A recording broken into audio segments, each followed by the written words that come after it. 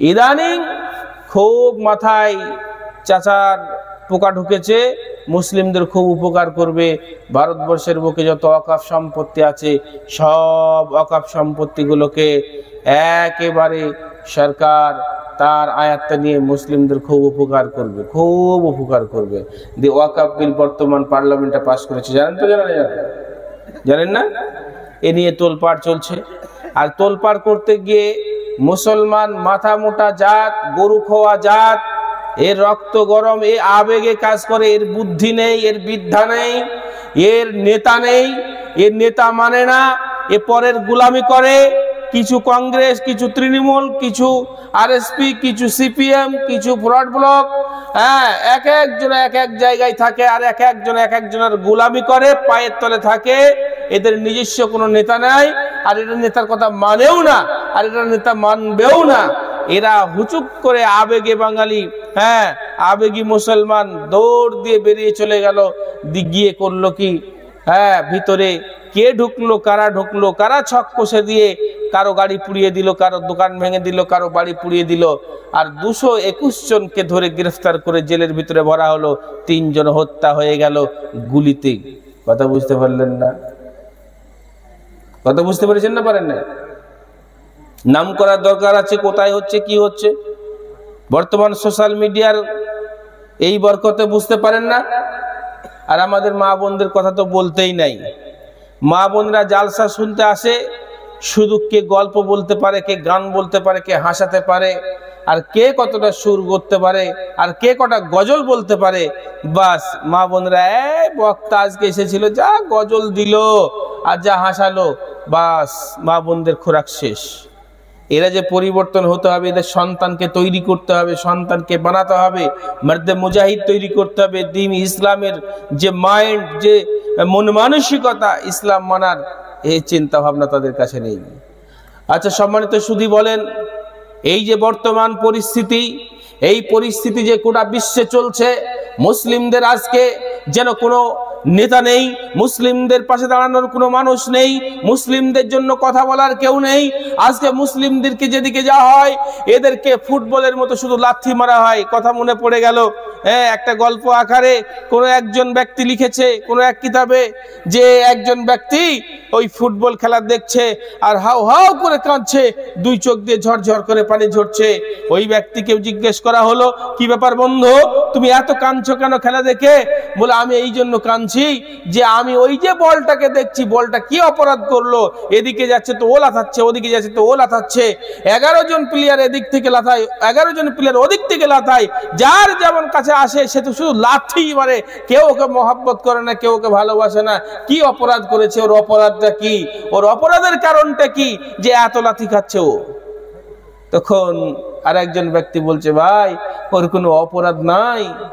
তাহলে অপরাধ নাই, তারপরেও না, ও কারো মেয়েকেও ছেড়েনি, কারো বাপকেও ছেড়েনি, কারো মাকেও গালি দেয়নি, কোনো জাতির কোনো ক্ষতি করেনি, তারপরেও লাথি খাচ্ছে, যেদিকে যায় শুধু লাথি। আর যে যত ভালো লাথি মারতে পারে, মানুষ তখন উল্লাস করে, হাত করে দেয়, ও করে এই করে। এই ব্যাপারটা কি? বলছে ব্যাপারটা অন্য কিছু নয়, ওর ভিতরটা হচ্ছে ফাঁপা। ওকে লাথি মেরে ইন্টারেস্ট পাওয়া যায়, আর মানুষ তখন ওই করে। যে লাথি মারে, যত ভালো লাথি মারতে পারে, ওর ভিতরটা যদি পাথরের মতো শক্ত হতো, বলেন কেউ লাথি মারতো? ভিতরটা যদি পাথরের মতো শক্ত হতো, এক লাথি মারার পরেই পাটা ভেঙে যেত, মুচড়ে যেত, আর তাকে কেউ লাথি মারার জায়গায় যেত না। যেত গো? তো মুসলমান জাতি আজকে এই ফুটবলের মতো হয়ে গেছে, এদের ভিতরটা ফাঁপা।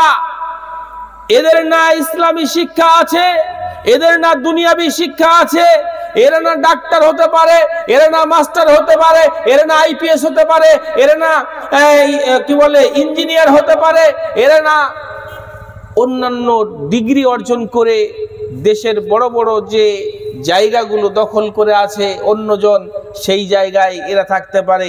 এরা ছোটবেলা থেকে একটু যেই লিঙ্গের ডগাটা কেটে দেওয়া হয়, আর এদের বাপ মা মনে করে কখন 2 পয়সা ইনকাম করবে, তার জন্য বলে যা চলে যা চেন্নাই, গুজরাট, এরা যা চলে যা মহারাষ্ট্র, যা চলে যা কলকাতা, গিয়ে লিবারি করে আয়, রাজমিস্ত্রি করে আয়, আর টাকা নিয়ে চলে আয়। কথা বুঝলেন না? যান, একটা কোনো অফিসে গিয়ে একটু বুকে হাত দিয়ে বলেন, আমার কাছে তো পড়েনি, আপনাদের কাছে পড়েছে কিনা জানি না, কোনো অফিসে আপনি থানাতে যান, থানায় গিয়ে দেখেন যিনি ওসি, যিনি বড়বাবু, কে? হিন্দু। ভুল বলছি? আপনি ব্যাংকে যান, ব্যাংকের যিনি ম্যানেজার তিনি কে? হিন্দু। আপনি আর্মি অফিসারকে খোঁজ করেন, তিনি কে? একজন হিন্দু বিধর্মী। আপনি বিএসএফ অফিসারকে খোঁজ করেন, তিনি কে? তিনি হচ্ছেন হিন্দু। আপনি বিডিও অফিসে যান, বিডিও অফিসের যিনি বিডিও তিনি কে? হিন্দু। আপনি একটা এমএলএ কে খোঁজ করেন, তিনি কে? হিন্দু। আপনি একটা এমপি কে খোঁজ করেন আপনার এলাকার, তিনি কে? হিন্দু। আপনি মুখ্যমন্ত্রীকে খোঁজ করেন, কে? হিন্দু। আপনি প্রধানমন্ত্রী খোঁজ করেন, কে? হিন্দু। আপনি রাষ্ট্রপতি খোঁজ করেন, কে? হিন্দু। আপনি স্বরাষ্ট্রমন্ত্রী খোঁজ করেন, কে? হিন্দু। গোটা সেক্টরটাই চালাচ্ছে হিন্দু। হ্যাঁ, এরা নাকি বলছে হিন্দু খাতরে মে হ্যায়। আহে, তোমাদের হিন্দু যদি খাতরে মে হয়, গোটা ভারতবর্ষের প্রত্যেকটা সেক্টরে তোমরা বসে থাকার পরে যদি তোমাদের খাতরা হয়, তাহলে তোমরা চুরি হাতে দিয়ে বসে থাকো, আমাদেরকে ছেড়ে দাও, দেখো সব ঠিক হয়ে যাবে। কথা বুঝতে পারলেন না?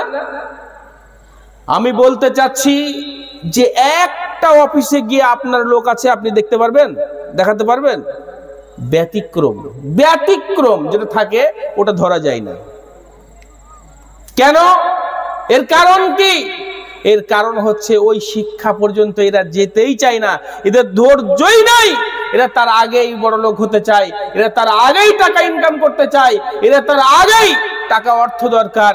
শিক্ষা যা করলি যায়, এবার কেরালায় চলে যায়, গুজরাট চলে যায়, বোম্বাই চলে যায়, মহারাষ্ট্র চলে যায়। বুঝতে পারেন না? এই জন্য আমাদের কি করতে হবে? শেষ অবধি শিক্ষা অর্জন করতে হবে। যেই শিক্ষা অর্জন করলে একটা আইপিএস হয়ে যায়, যেই শিক্ষা অর্জন করলে আপনি পুলিশ অফিসারের বড় অফিসার হতে পারেন, যেই শিক্ষা অর্জন করলে আর্মি অফিসারের একজন বড় অফিসার হতে পারেন, যেই শিক্ষা অর্জন করলে আপনি শ্রেষ্ঠ একজন ব্যক্তি হতে পারেন। আর আপনাকে আপনার নেতা তৈরি করার জন্য মানসিকতা তৈরি করতে হবে। আর কতদিন গোলামি করবেন পরের? কথা বুঝতে পারলেন না? সম্মানিত সুধী, আল্লাহ রাব্বুল আলামিন কোরআনুল কারীমের মধ্যে স্পষ্ট করে জানিয়ে দিয়েছেন, ওয়ালা তাহিনু ওয়ালা তাহজানু ওয়া আনতুমুল আ'লাউনা ইন কুনতুম মুমিনিন। তোমরা চিন্তা করো না, তোমরা হতাশাগ্রস্ত হও না, তোমরা চিন্তা করো না, হতাশাগ্রস্ত হও না, তোমরা বিজয় লাভ করবে, তোমরা শ্রেষ্ঠ জাতি হিসাবে পরিচিতি লাভ করবে, তোমরাই ক্ষমতা অর্জন করবে যদি তোমরা মুমিন হতে পারো। কি হতে পারো? যদি তোমরা মুমিন হতে পারো তাহলে তোমরা বিজয় লাভ করবে, তোমরাই শ্রেষ্ঠ জাতি হবে। আজকে কি আমরা মুমিন? আজকে কি আমরা মুমিন? যদি মুমিন হই তাহলে তো আমাদের বিজয় লাভ করার কথা, কিন্তু আমরা বিজয় লাভ করতে পারছি না কেন? আমাদের বিজয় লাভ হচ্ছে না কেন? নিশ্চয় আমরা মুমিন হতে পারিনি। মুমিন হতে গেলে কি করতে হবে? মুমিন হওয়া লাগবে কেমন করে? মুমিন কিভাবে হবে? রাসূল সাল্লাল্লাহু আলাইহি সাল্লাম জানিয়ে দিয়েছেন। কি জানিয়েছেন? যে অতক্ষণ পর্যন্ত লা ইউমিনু আহাদুকুম, তোমাদের মধ্যে কেউ ঈমানদার হতে পারবে না, মুমিন হতে পারবে না। কতক্ষণ পর্যন্ত? লা ইউমিনু আহাদুকুম হাত্তা আকুনা হাব্বা ইলাইহি মিন ওয়ালিদিহি ওয়া ওয়ালাদিহি ওয়ান নাসি আজমাইন।